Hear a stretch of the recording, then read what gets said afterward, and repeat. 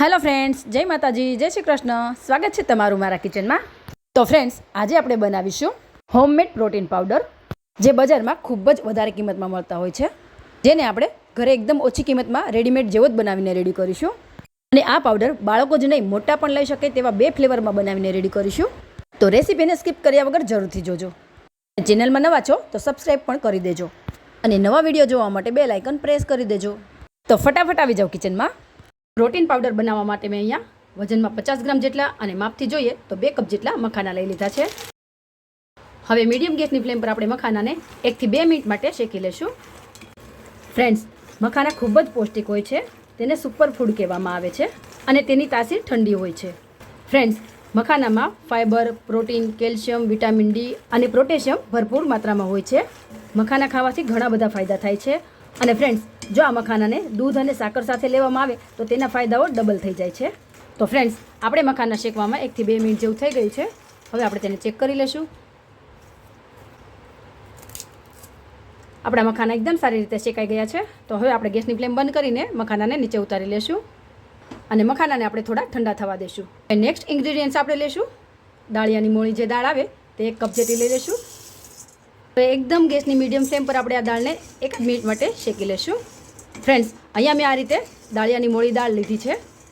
તમે મોળા દાળિયા લઈને તેના ફોતરા કાઢીને તમે આખા દાળિયા પણ લઈ શકો છો. અહીંયા દાળિયાની દાળ તો આપણે શેકેલી જ છે, તો આપણે તેને 1 મિનિટ માટે જ કૂક કરીશું, જેથી તેમાં મોઇશ્ચરનો ભાગ ન રહે અને તે ઇઝીલી ગ્રાઇન્ડ થઈ જાય. જો દાળિયા કે દાળનું રોજ સેવન કરવામાં આવે તો તે 50 કરતાં વધારે બીમારીઓમાં રાહત આપે છે, કારણ કે દાળિયામાં કાર્બોહાઈડ્રેટ, આયરન અને પ્રોટીનનું પ્રમાણ ભરપૂર માત્રામાં હોય છે. અને રોજ આનું સેવન કરવાથી ડાયાબિટીસ અને બ્લડ પ્રેશરની પ્રોબ્લેમને કંટ્રોલમાં રાખે છે.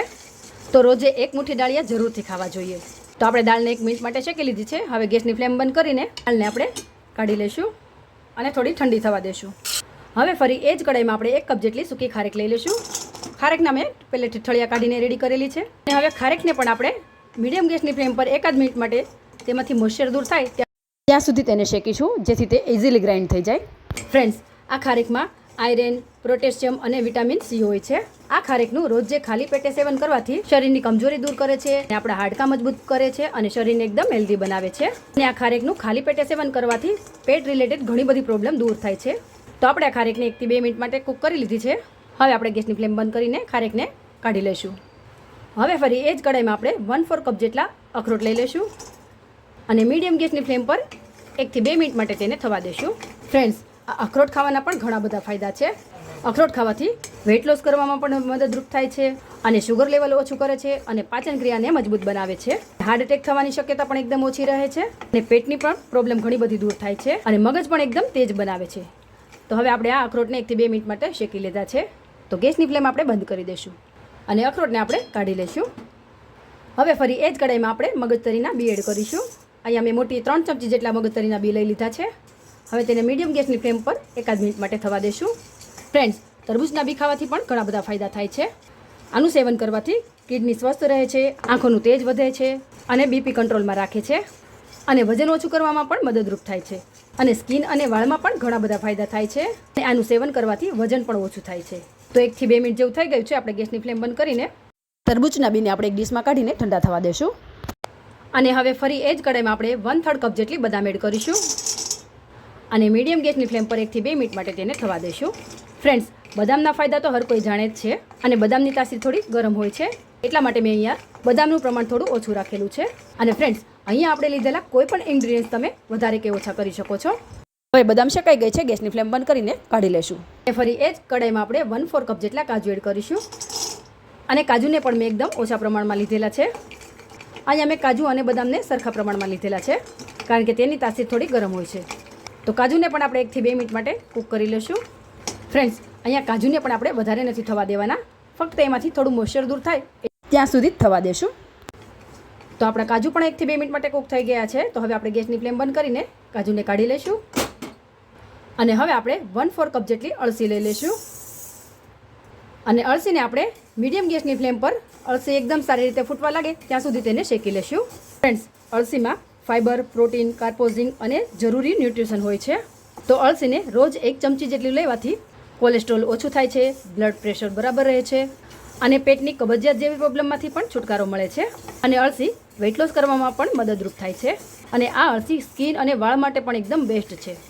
તો તમે જોઈ શકો છો ફ્રેન્ડ્સ કે આપણી અળસી એકદમ સારી રીતે ફૂટી ગઈ છે. તો હવે આપણે ગેસની ફ્લેમ બંધ કરી લઈશું અને અળસીને કાઢી લઈશું. અને એ જ કડાઈમાં આપણે મોટી 3 ચમચી જેટલા તકમરિયા એડ કરીશું, જેને સબ્જા સીડ પણ કહેવાય છે. ફ્રેન્ડ્સ, આ તકમરિયા ખાવાથી પણ ઘણા બધા ફાયદા થાય છે. અને તકમરિયાની તાસીર પણ એકદમ ઠંડી હોય છે. તો તકમરિયાનું સેવન કરવાથી પાચન ક્રિયા મજબૂત બને છે અને બોડી ફેટ દૂર કરે છે અને શરીરને તાકાત આપે છે. અને અપચો, ગેસ એવી પેટની ઘણી બધી પ્રોબ્લેમ દૂર કરે છે. અને ડાયાબિટીસ પણ કંટ્રોલમાં રાખે છે અને ઇમ્યુનિટી પણ એકદમ સ્ટ્રોંગ બનાવે છે. અને એસિડિટી માટે પણ એકદમ બેસ્ટ છે આ તકમરિયા. તકમરિયાને આપણે 1 થી 2 મિનિટ માટે શેકી લીધા છે. હવે આપણે ગેસની ફ્લેમ બંધ કરીને તકમરિયાને કાઢી લઈશું. અને હવે છેલ્લે આપણે મોટી 2 ચમચી જેટલા ખસખસના બી એડ કરીશું, જેને પોપી સીડ્સ પણ કહેવાય છે. ફ્રેન્ડ્સ, આ ખસખસના બી ફૂલ બોડી માટે એકદમ બેસ્ટ છે. ખસખસના બીને સૂતી વખતે દૂધમાં એડ કરીને લેવામાં આવે તો ઊંઘ પણ એકદમ સારી આવે છે. અને આ ખસખસમાં પોટેશિયમ, મેગ્નેશિયમ અને કેલ્શિયમ ભરપૂર માત્રામાં હોય છે. અને વાળ અને સ્કિન માટે પણ એકદમ બેસ્ટ છે આ ખસખસના બી. તો આપણે આ બીને વધારે નથી થવા દેવાના. આપણે ગેસની ફ્લેમ બંધ કરી દઈશું અને આ ખસખસના બીને આપણે થોડા ઠંડા થવા દઈશું. તો ફ્રેન્ડ્સ, અહીંયા આપણે એક વાતનું ખાસ ધ્યાન રાખવાનું છે કે આપણે લીધેલા બધા જ ઇન્ગ્રીડિયન્ટ્સને આપણે એકદમ મીડિયમ ગેસની ફ્લેમ પર જ શેકવાના છે. તો આપણી આ બધી જ વસ્તુ એકદમ સારી રીતે ઠંડી થઈ ગઈ છે. તો આપણે તેને મિક્સર જારમાં એડ કરીને તેનો એકદમ ફાઇન એવો પાવડર કરીને રેડી કરી લેશું. તો એના માટે અહીંયા પહેલાં આપણે એક મિક્સર જાર લઈ લઈશું અને સૌથી પહેલાં તેમાં આપણે મખાના એડ કરી દઈશું અને તેનો એકદમ ફાઇન એવો પાવડર કરીને રેડી કરી લઈશું. તો અહીંયા મેં મખાનાનો પાવડર કરીને રેડી કરી લીધો છે. આપણે તેને એક બાઉલમાં એડ કરી દઈશું અને આ જ રીતે આપણે બધી વસ્તુને અલગ અલગ ગ્રાઇન્ડ કરી લેશું. કારણ કે બધી જ વસ્તુનો શેકવાનો ટાઈમિંગ પણ અલગ હોય છે અને ગ્રાઇન્ડ કરવાનો પણ ટાઈમિંગ અલગ હોય છે. આ જ ટ્રીકથી આપણો પાવડર એકદમ રેડીમેડ જેવો છૂટો બનીને તૈયાર થશે. અહીંયા મેં ખારેકને પણ ગ્રાઇન્ડ કરી લીધી છે. અને ફરી એ જ મિક્સર જારમાં અળસી અને તરબૂચના બીને મિક્સરને ચાલુ બંધ કરતા જઈને તેનો પાવડર કરીને રેડી કરી લેશું. અને મિક્સરને ચાલુ બંધ કરીને પાવડર રેડી કરવાથી એમાંથી ઓઇલ રિલીઝ નથી થતું. આમ જ કરવાથી આપણો પાવડર એકદમ છૂટો બનીને રેડી થાય છે. અને ફરી એ જ મિક્સર જારમાં ખસખસ અને તકમરિયાને પણ મિક્સ કરીને ગ્રાઇન્ડ કરી લેશું. અને ત્યાર પછી અખરોટ, કાજુ અને બદામને પણ મિક્સ કરીને મિક્સર ચાલુ બંધ કરતા જઈને તેનો પાવડર રેડી કરી લેશું. તો અહીંયા આપણે બધી જ વસ્તુને એકદમ ફાઇન પાવડર કરીને રેડી કરી લીધો છે. અને હવે આ પાવડરને સ્વીટ બનાવવા માટે હું અહીંયા આ રીતની જે મોટી રેસાવાળી સાકર આવે તે લઈ રહી છું. અહીંયા મેં 250 ગ્રામ જેટલી સાકર લીધી છે. અને આ સાકર બાળકો માટે ખૂબ જ હેલ્ધી હોય છે. તો હવે આપણે તેને ગ્રાઇન્ડ કરીને પાવડર સાથે એડ કરી દઈશું. તો અહીંયા મેં સાકરનો પાવડર કરી લીધો છે. હવે આપણે તેની સાથે મિક્સ કરી દઈશું. ફ્રેન્ડ્સ, અહીંયા આપણે આ બધી જ વસ્તુ થોડી અધકચરી ગ્રાઇન્ડ થાય તો પણ કોઈ પ્રોબ્લેમ નથી.